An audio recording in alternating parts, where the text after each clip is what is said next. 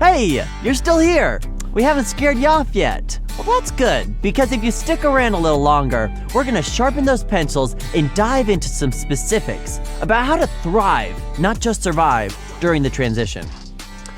During those 36 months of transition, you're farming under the organic rules, but you're still selling your crops at conventional prices.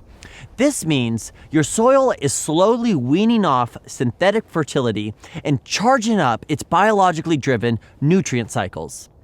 There's a lot of changes happening across the whole farm. So the clock for transition starts on the date of the last prohibited substance application. Any crop harvested after 36 months, regardless of when it was planted, is considered certified organic.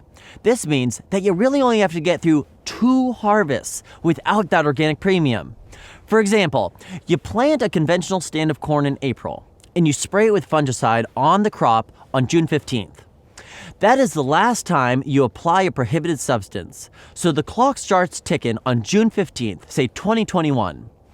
That corn crop is harvested and sold as conventional, but it should have benefited from the full-scale treatment of the conventional practices, so it should also make a standard yield and standard profit. The 2022 and 2023 harvests will be managed organically, but sold conventionally. But come June 15th, 2024, that field is certified organic, and anything harvested after that date is eligible for the organic price premium. So, Harvest 2024 is really the first certified organic crop. The task at hand during transition is to set up that first organic crop to be healthy, high yielding, and high profit. So how do we get there? Follow these 3 rules of thumb for managing the transition. 1. Bank your nutrients. 2. Minimize expenses. And 3. Maximize soil health. If you manage to balance these 3 objectives, you're going to set yourself up for some real success with that first certified organic harvest. Let's drill down into these rules of thumb. Bank your nutrients and cash them in once you're certified. If you're transitioning a field that has ever been farmed before, odds are that you have some sort of fertility banked already. Think about that NPK that's showing up on your soil test right at the beginning of the transition. Now, you have 2 options. Hold on to that fertility for a few years or spend it as fast as you can. Think of it like a bank CD.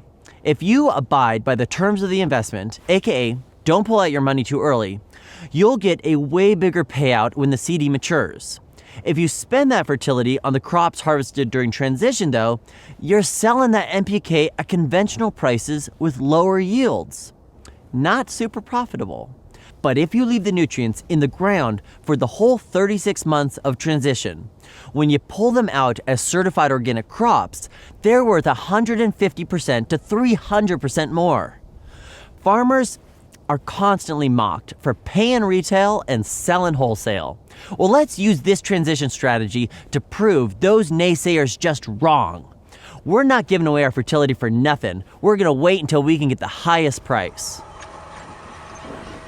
Without a doubt, the most effective way to protect our bank of nutrients is to add to it.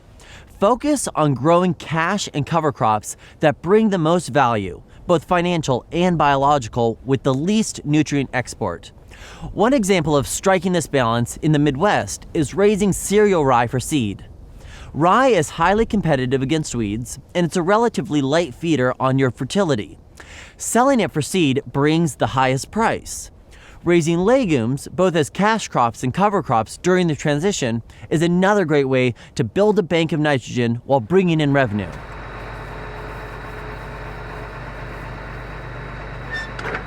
Minimize your expenses. Plan your transitional crop sequence to keep costs as low as possible. We'll talk at length about strategies for being a low-cost producer in the profitability module. These strategies are particularly important during transition when potential revenue is at its lowest. Limit labor and fuel costs by growing crops that require fewer passes over the field. Crops that are competitive with weeds or that do not require tillage to get established are your best friends during transition. Also, avoid growing crops that require purchased inputs. Transitional corn is going to require significant manure applications, and it's just not going to be worth very much.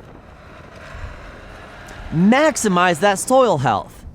Think of transition as a 36-month setup for your first organic crop. If a long, diverse rotation is a good thing for the soil health, weed control, and fertility management in organic production, it's especially good for transition. Get creative with your cover crops during transition. Don't repeat any one crop during those 36 months. Work to keep the soil covered and living roots in the ground as much of the year as possible. Hands down, the most reliable and agronomically sound way to get through transition is raising perennial legume forages. By raising alfalfa or a hay mix heavy with clovers, you nail all three of these rules of thumb. You bank your nutrients, you minimize expenses, and you maximize soil health. A perennial legume or hay mix will supercharge the soil biology and keep weeds under control, priming that system for your first certified organic cash crop. Grazing the perennial forage through transition will supercharge the soil health benefits and provide a much needed bit of revenue. If you don't have access to grazing, cutting and selling the hay is a potential revenue stream. A word of caution though, depending on where you're at in the country, selling hay is exporting nutrients, and you're trying to bank as many nutrients as you can through the transition. So I'm going to point out the obvious. I got an alfalfa field behind me for a reason. I love transitioning fields with alfalfa, mostly because I can get a little bit of revenue from it. I'm going to really clean up my weeds, and I'm going to put a pile of nutrients into the ground so that when I come back with my first certified organic cash crop after transition, I'm ready to really produce a high quality crop at a high yield. If cash flow is a challenge and you need to raise traditional cash crops during the transition, raise the lowest nitrogen user you can. Think oats instead of corn.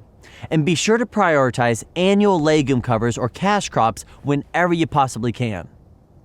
Promises of your value-added markets like non-GMO or transitional premium programs never pay as well as just banking those nutrients, waiting for certification, and using the transition to whip those weeds into shape and build your fertility. Remember, the transition period is a time to invest. If you can't invest, reduce the number of acres you're transitioning down to a number where you can grow your fertility, manage weeds, and ultimately wait until your nitrogen-hungry feeders, like corn or wheat, are going to bring the biggest payday. If you follow these three rules of thumb, I promise that you are setting yourself up or your client up for success upon your organic debut.